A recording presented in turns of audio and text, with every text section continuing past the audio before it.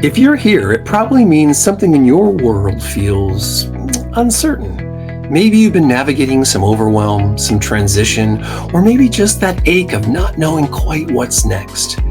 We created the Rooted in the Unknown Daily Reset Journal as a soft place to land. It isn't about solving everything.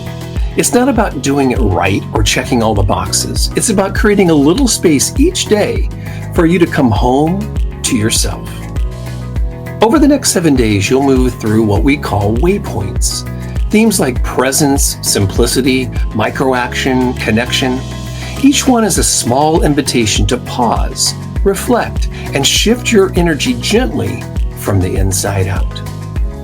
You'll find a reflection prompt, a mini practice, and a closing check-in for each day. You can write a little or write a lot. You can skip around. You can do it at your own pace. It's your journey.